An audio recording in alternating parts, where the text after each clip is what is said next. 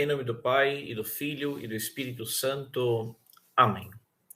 Ave Maria, cheia de graça, o Senhor é convosco. Bendita sois vós entre as mulheres, e bendito é o fruto de vosso ventre, Jesus. Santa Maria, Mãe de Deus, rogai por nós, pecadores, agora e na hora de nossa morte. Amém. Nossa Senhora Aparecida, rogai por nós. São José, rogai por nós. Em nome do Pai, do Filho e do Espírito Santo. Amém. Muito bem, nós vamos então hoje dar continuação ao nosso estudo. Estamos na quarta parte do Catecismo sobre os Sacramentos, capítulo 3º, sobre o sacramento da confirmação ou crisma. Até um pequeno parênteses aqui, uma curiosidade, né? Hoje, dia 23 de novembro, é meu aniversário de crisma. Eu fui crismado bem nesse dia, né? Deus tem essas surpresas, né? Eu nunca acredito muito que é coincidência, sempre acho que é providência. Essa aula era para ter sido dada já na semana passada e não foi possível. Enfim, acabou caindo justamente nesse dia, né? Não tinha calculado, mas enfim, hoje, quando me dei conta de que queria falar sobre esse tema nesse dia, eu fiquei bastante feliz, né? São as carícias que Deus nos dá, né? Então, celebro junto com todos vocês, então, essa celebração do meu aniversário de crisma, né? Há alguns anos atrás já, né? São 19 anos atrás, há 19 anos atrás. Muito bem. Pergunta 575. O que é o sacramento da confirmação? A confirmação, ou crisma, é um sacramento que nos dá o Espírito Santo, imprime na nossa alma o caráter de soldados de Cristo e nos faz perfeitos cristãos.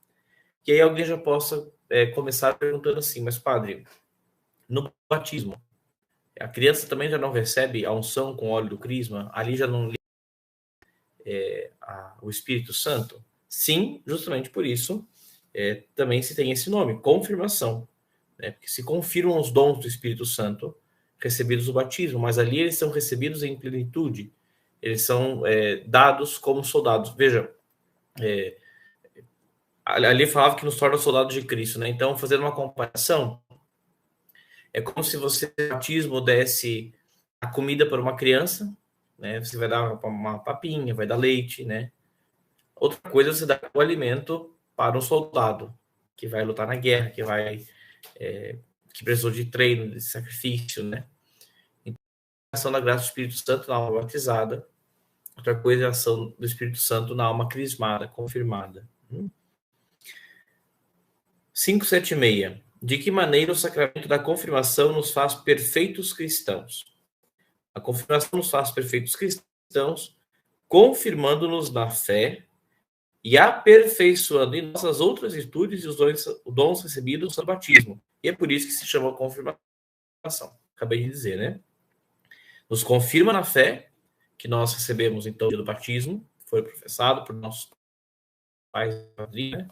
Exceto o seu batismo já de adulto. E nos aperfeiçoa, então, nas outras virtudes recebidas no batismo.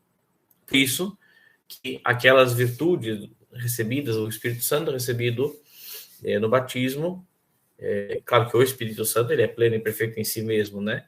Mas as graças são dadas de forma plena e perfeita. As graças do Espírito não são dadas de forma plena e perfeita na confirmação. Por isso não é um sacramento dispensável. Até no imaginário popular, de alguma forma, fica assim como que a confirmação quase que algo bem dispensável, assim, né?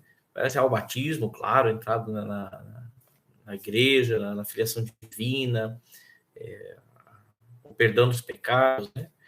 O sacramento da Eucaristia, então, nem se fala, a Santíssima Eucaristia, a presença real do Senhor Jesus Cristo, a confissão tão necessária, a unção dos enfermos que fortifica aquele que está doente na sua alma e no seu corpo, o sacramento da ordem do matrimônio, todos os sacramentos parecem, nossa, e a crisma é só uma bênção, parece assim, né? Vai lá, o bispo coloca ali o óleo na cabeça e deu, né? Uma coisinha simples, assim, mas também não faz grande diferença, faz toda a diferença na alma da pessoa. Ela preenche dos dons do Espírito Santo, da plenitude, a perfeição de todos esses dons. Se é o batismo, a criança recebeu esses dons para que ela pudesse caminhar na fé, conhecer, né, a fé e caminhar nela, na confirmação, ela não só vai conhecer e caminhar, como ela vai lutar por essa fé. Porque ela vai ter esses dons em plenitude.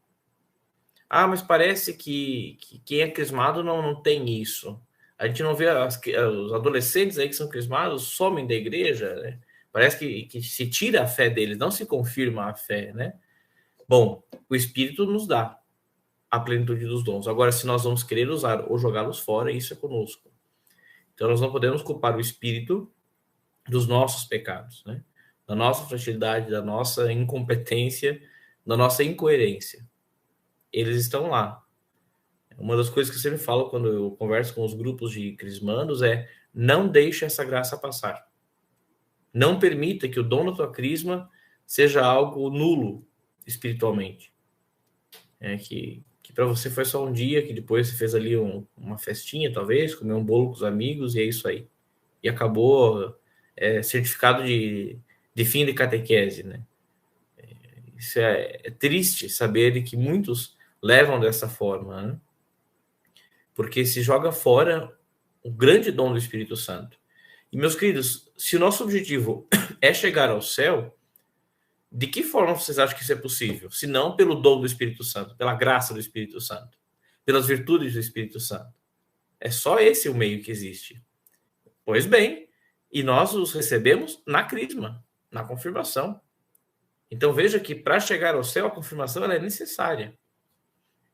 Por isso que ela faz parte dos sacramentos da iniciação cristã, sacramentos indispensáveis da santidade.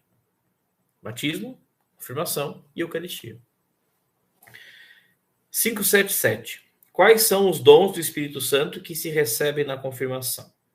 Então, nós conhecemos, né? Acho que todos já ouviram falar dos 7 dons do Espírito Santo que se recebem, então, na crisma: sabedoria, entendimento, conselho, fortaleza, ciência, piedade e temor de Deus.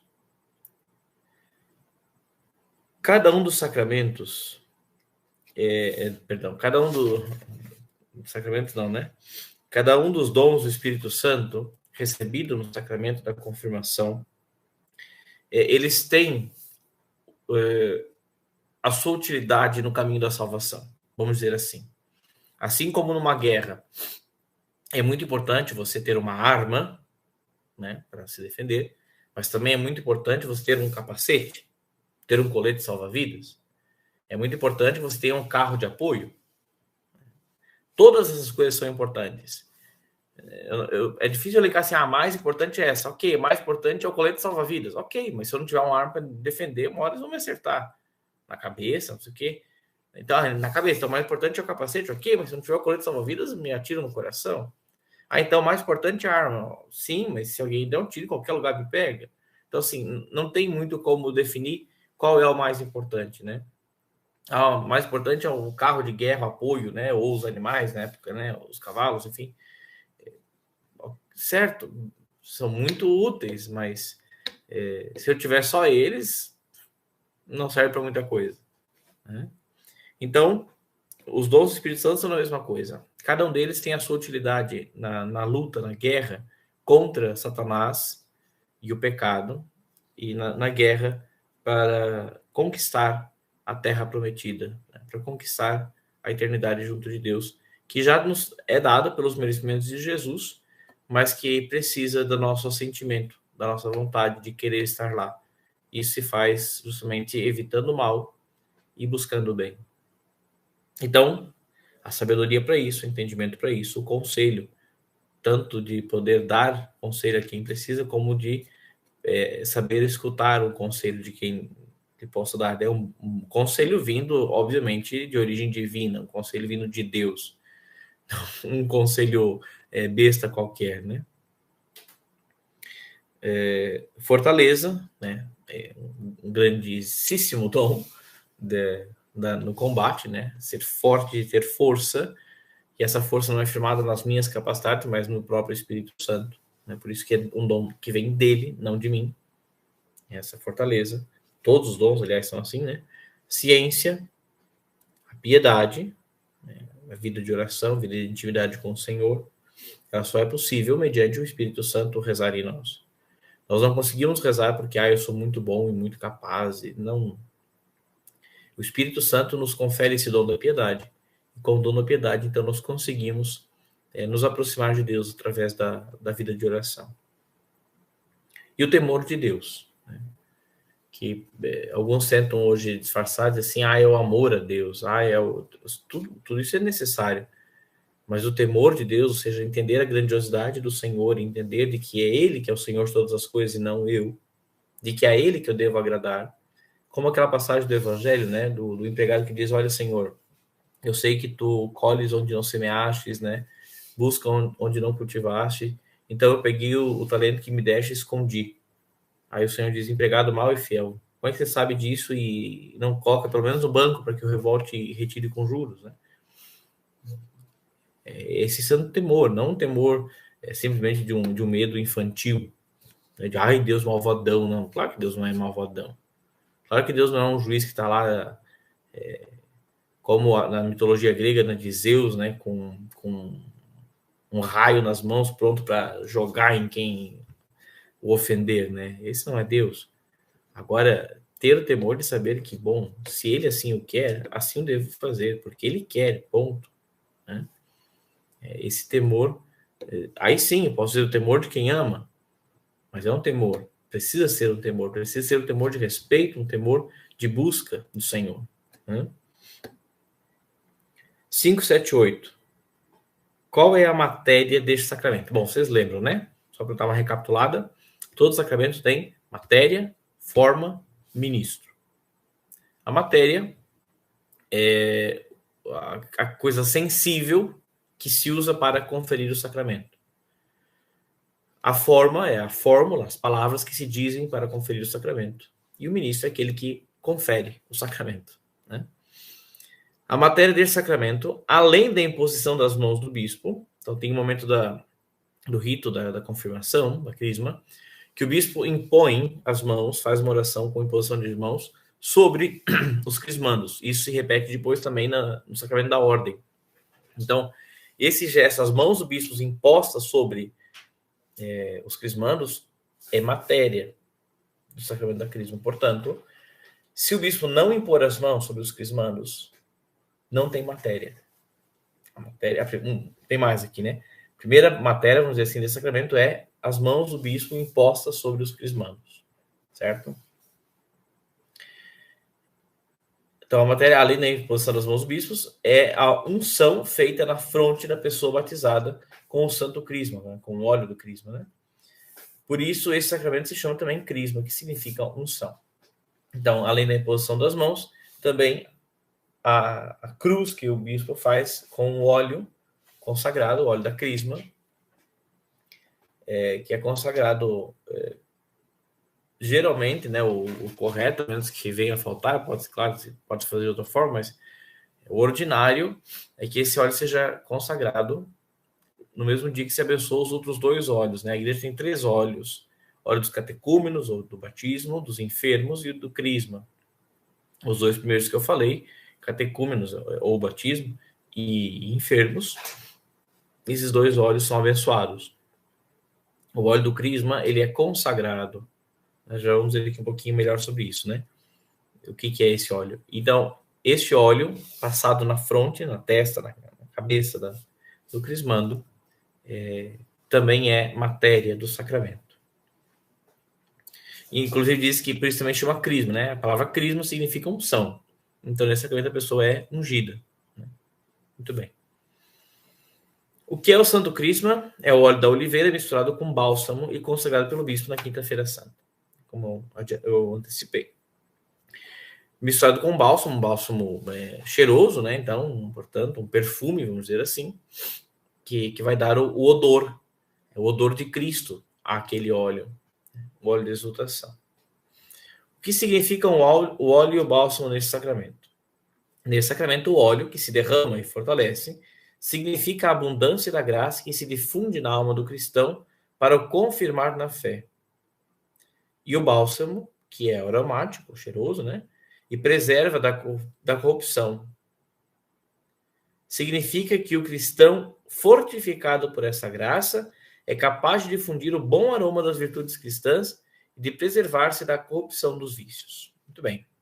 Então vamos recapitular cada um deles. O óleo, ele que é derramado, ele fortalece. Então é a abundância da graça colocada na alma daquele que é confirmado. Então o óleo tem esse sentido de fortificação, né? E essa fortificação se dá na alma da pessoa, porque ali ela recebe a plenitude dos dons. E o bálsamo, que está misturado ao óleo, que é então aromático, cheiroso, ele preserva da corrupção. Como assim? Vocês lembram-se que Jesus, então, morre na cruz, na sexta-feira. Naquele sábado, lembrem-se vocês que para os judeus o dia santo é o sábado, não o domingo, né? O domingo é depois da ressurreição para nós cristãos.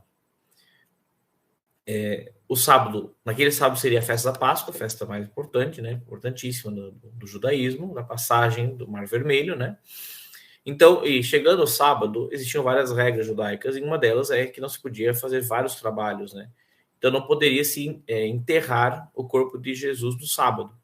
Por isso, a pressa deles de Jesus morre às 3 da tarde e que ele seja logo retirado da cruz e enterrado antes do pôr do sol, porque com o pôr do sol da sexta se marcava o início já do sábado, né?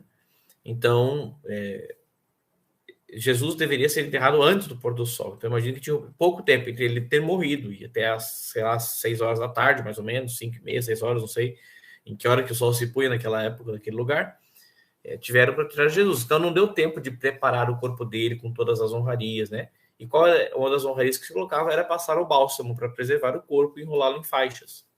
Então, eles enterram Jesus do jeito que dá. Vai lá, ligeirinho, enterra ele antes que chegue o pôr do sol e não possa mais fazê-lo. E aí, passado o sábado, então, passa-se a festa. De madrugada, no domingo, ou seja, no primeiro momento em que poderia se fazer alguma coisa, então vão lá para o sepulcro para, então, embalsamar, né? As mulheres vão lá para embalsamar o corpo de Jesus. Então, passar os óleos, o bálsamo no corpo do Senhor, enrolado de forma definitiva para deixá-lo no túmulo. E aí encontra, então, o túmulo vazio e Jesus está ressuscitado e aí tudo que a gente conhece. Mas tudo isso para dizer que o bálsamo, então, ele preserva o corpo da corrupção. Ele era passado nos defuntos. O presente que Jesus recebeu no seu nascimento ali, né, dos magos, um deles é a mirra, que é o bálsamo, que se usa para embalsamar os corpos, né? E significando lá, então, da humanidade de Jesus, né? Assim como o incenso significava ali que a divindade do Senhor, que os magos reconheciam a divindade, a mirra, que é o bálsamo, representa que os magos entendiam que ele também era humano, ser humano, né? Como a nossa fé nos diz, todo homem e todo Deus, né? E, por fim, o ouro, que também os magos levam, o identificando como rei. Então, o presente dos magos identificam isso, né? Ele é rei com ouro, ele é Deus pelo incenso, ele é homem pela mirra, pelo bálsamo, que vai embalsamar o seu corpo mortal, né?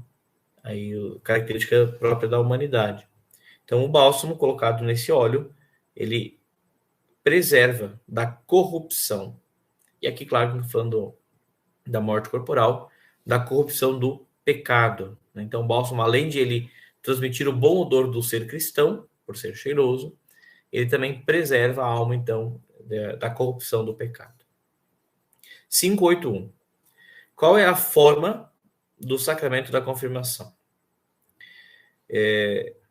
Aqui o catecismo traz, claro, a forma que até então era usada.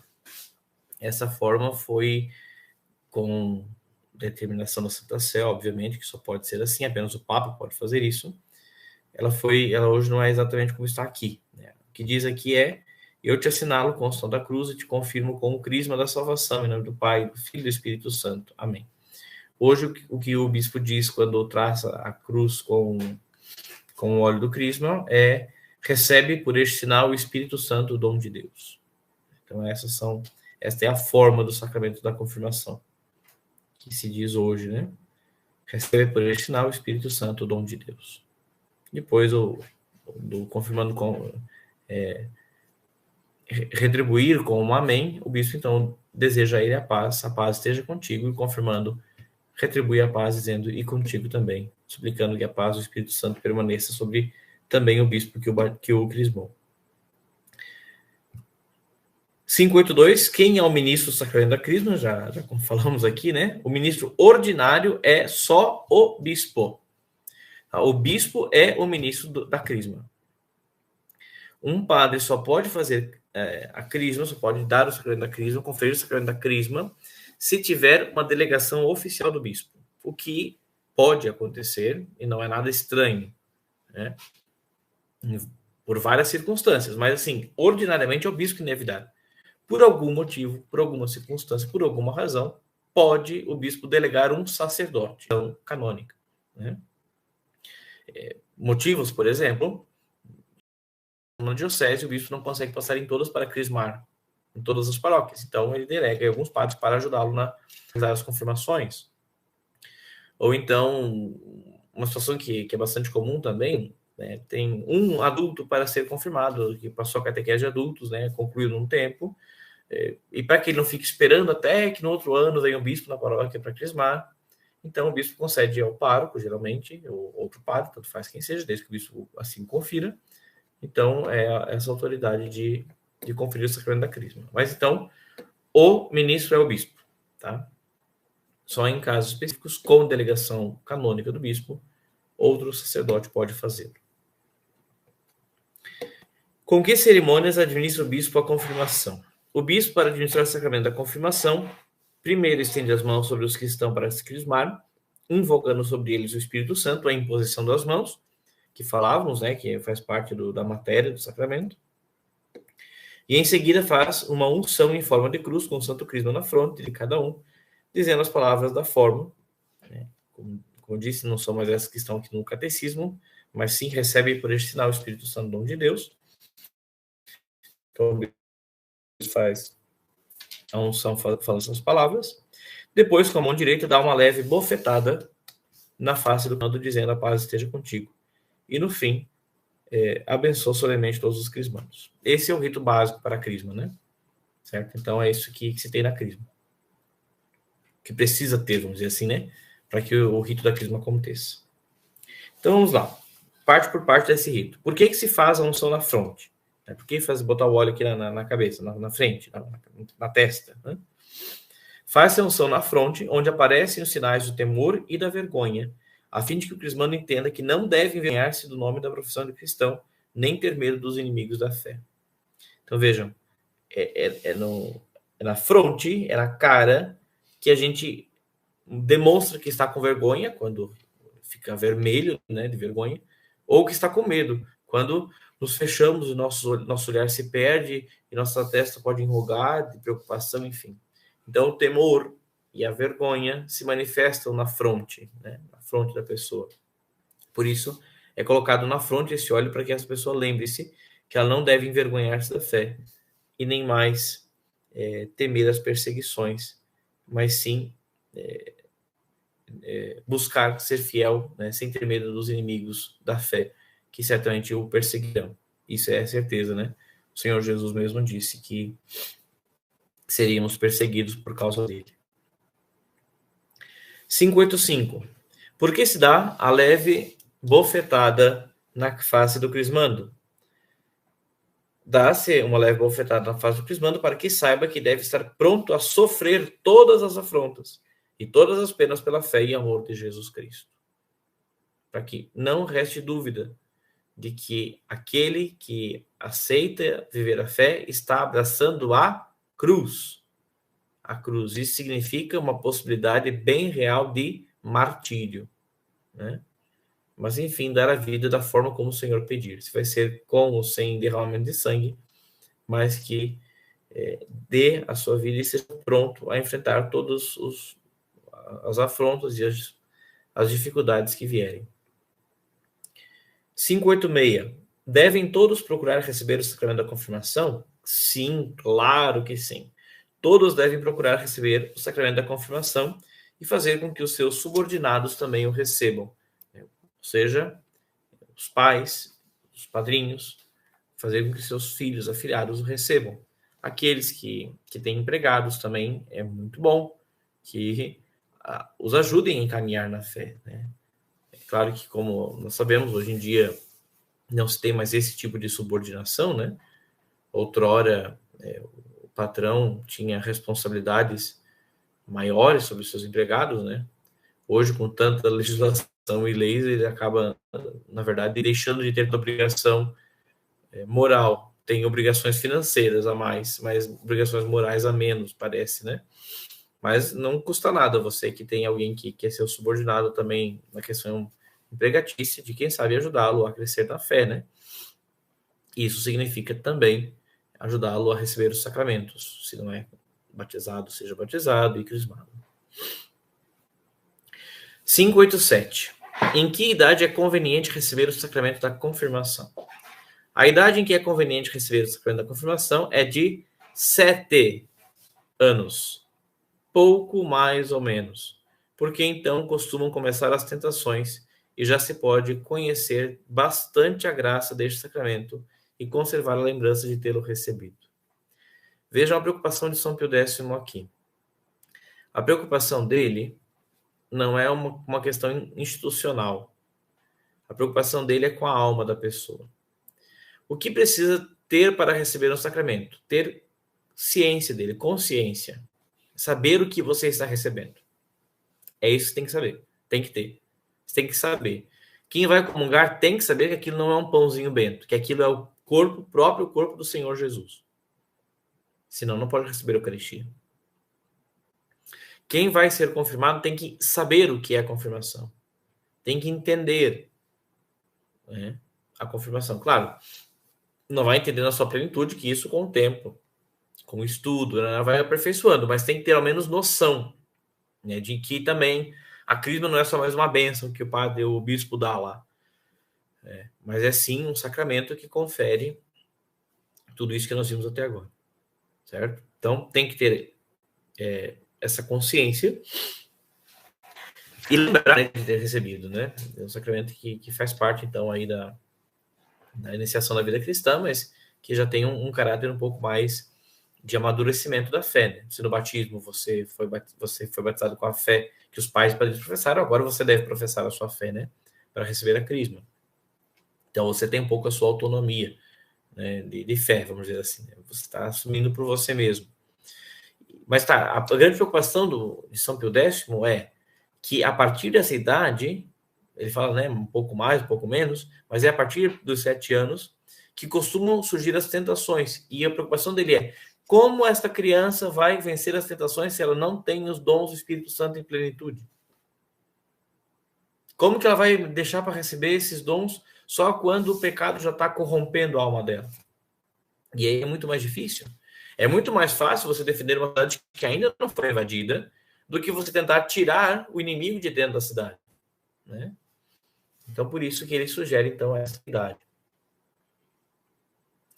588. Que disposições se requerem para receber o sacramento da confirmação? Um pouco nós já falamos, mas vamos lá.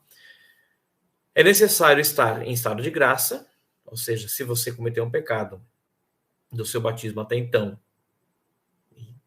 né? Digamos que isso é o normal, infelizmente, mas confesse-se, esteja em estado de graça. Saber os mistérios principais da nossa santa fé. Por quê? Porque você vai assumi-la por conta própria. Então, você deve conhecer pelo menos o que você está assumindo. É o mínimo necessário.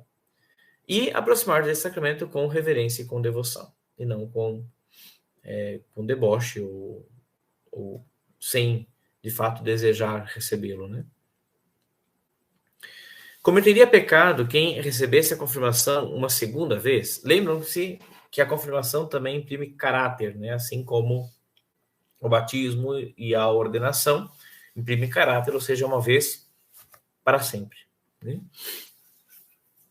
Então, se porventura alguém fosse e recebesse a confirmação 2 vezes, cometeria pecado?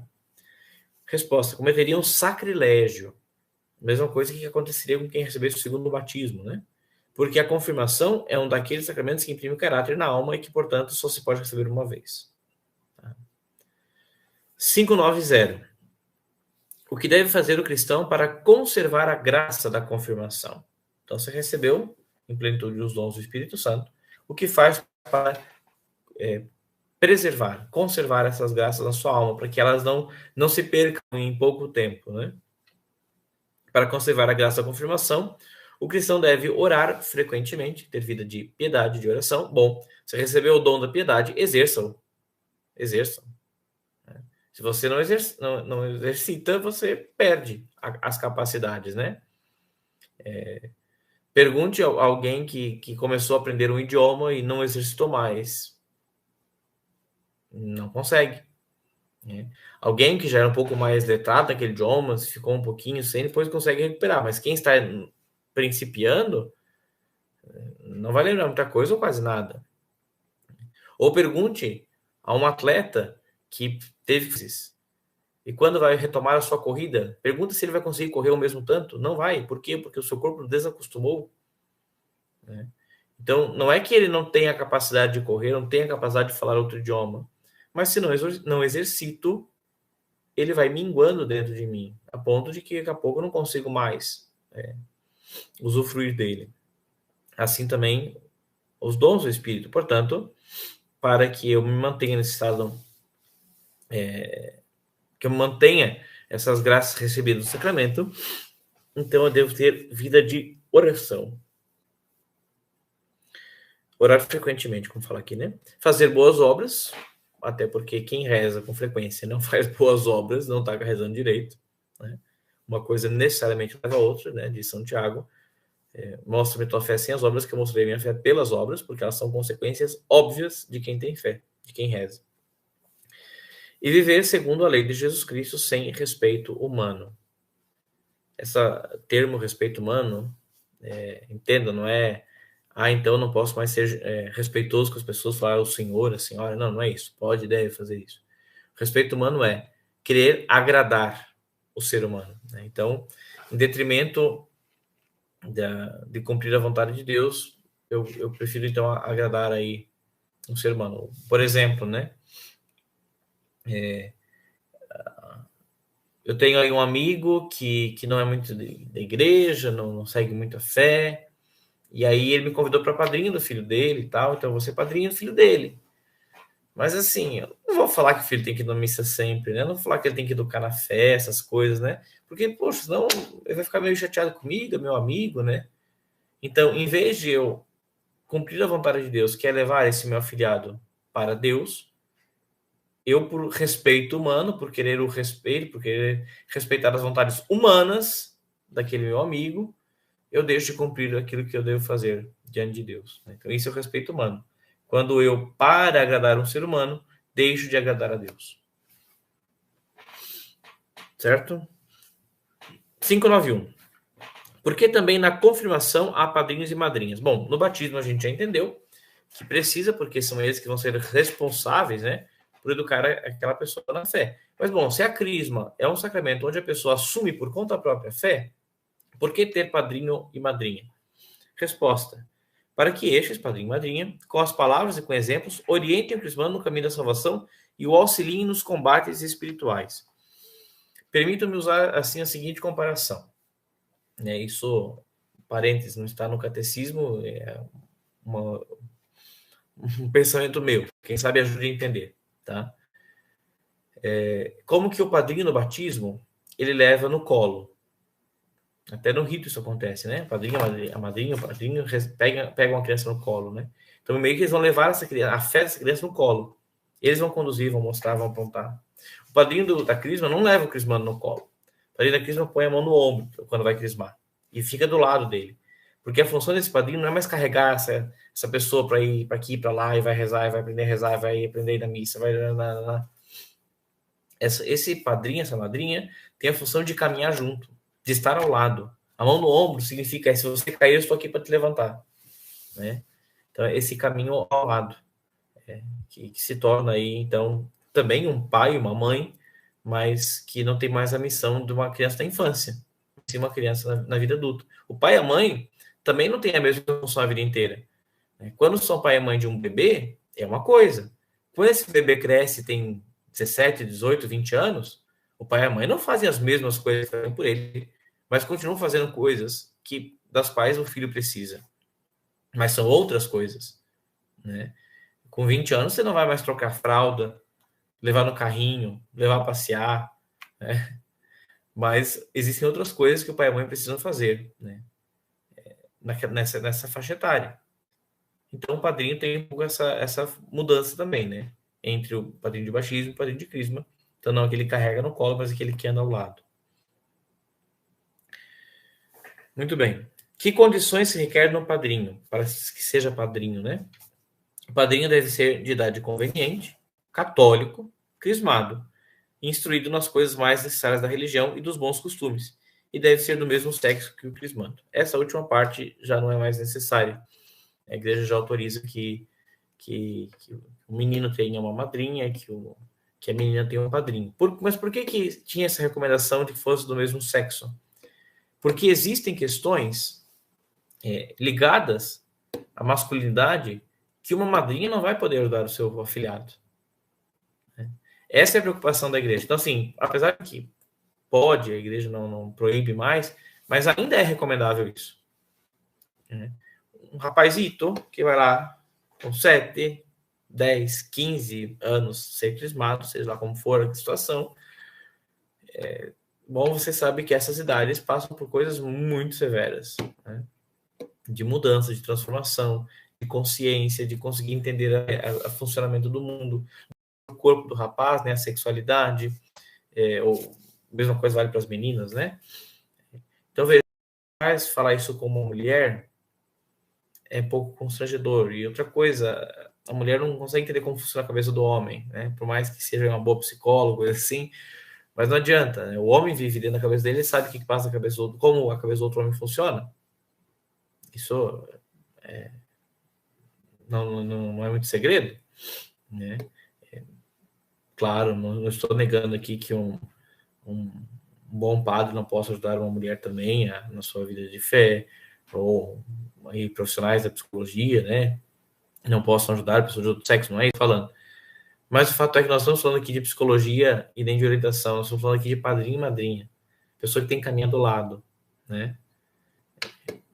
Uma moça não vai conseguir falar das suas preocupações e da sua vivência de castidade, da sua vivência de pureza, de decência, né? A sua vivência de oração, o seu desejo pela maternidade ou pela vida religiosa. Falar isso com um homem, com um padrinho, e que ele dá, mas é muito mais complicado, entendem? Então, por isso que ter uma pessoa... Veja que o padrinho e a madrinha, de novo, não é uma figura decorativa. É uma pessoa que realmente vai te ajudar a caminhar na fé. Então, não escolha alguém só que, porque é um tio, a tia que eu gosto, ou primo, a prima que eu gosto, sei lá o quê. É alguém que vai estar ao seu lado e vai caminhar com você na fé. Então, precisa ser alguém que caminha na fé. Por isso que é óbvio, a pessoa tem que ser católica e crismada, né? Ela já tem que ter passado por essa etapa, né? Então, como é que eu vou chamar alguém para me ensinar a viver a fé, a moral, os costumes, me ajudar a viver, se essa pessoa não vive, né? Não tem como. Não tem como alguém que não sabe falar em alemão me ensinar a falar em alemão, porque ela não sabe, porque ela não fala, né? Então, essa é a função do padrinho e da madrinha na crisma. Por fim, então, contrai algum parentesco com o crismando, o padrinho da crisma? Sim, o padrinho da crisma contrai parentesco espiritual com o crismando, semelhante ao que contrai o padrinho de batismo. Por isso que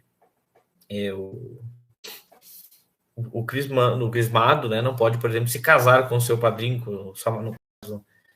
por isso que, bom, essa preocupação não se tinha aqui, porque o menino tinha que ter um padrinho, a menina madrinha, de qualquer jeito, né? Mas, que hoje em dia possa ser, então, uma madrinha de um rapaz ou um padrinho de uma menina, esses dois não podem se casar, porque eles têm parentesco espiritual, mas para a igreja tem a mesma força do parentesco de sangue, né? Então, o padrinho e madrinha tem o mesmo nível de parentesco que um padrinho e madrinha de batismo. Um pai e uma mãe, certo? Que é o mesmo grau, então, de parentesco do pai e da mãe. Muito bem. Hoje nós vamos encerrar por aqui, Nós estamos aí em 40 minutos, mais ou menos, mas nós vamos encerrar por aqui, porque agora nós vamos iniciar o capítulo 4º da Santíssima Eucaristia. E esse capítulo, ele exige um pouco mais de atenção, e nós vamos começar aí com 20 minutos, né? Provavelmente nós não vamos conseguir fazer o capítulo da Eucaristia numa aula só, mas não faz mal, a gente divide em 2 partes se for necessário, a gente vê como é que funciona então na próxima quarta, tá bom? Então hoje nós vamos encerrar por aqui e pedir que o Espírito Santo esteja junto de nós, nós que já fomos confirmados, crismados, que ele continue a iluminar as nossas almas e nos conduzir através dos seus dons, e que prepare aqueles que estão se preparando, né? Que ajude a se preparar aqueles que estão se preparando para receber decentemente esse sacramento e que não seja jogado fora o momento sublime da crisma que cada um deve receber.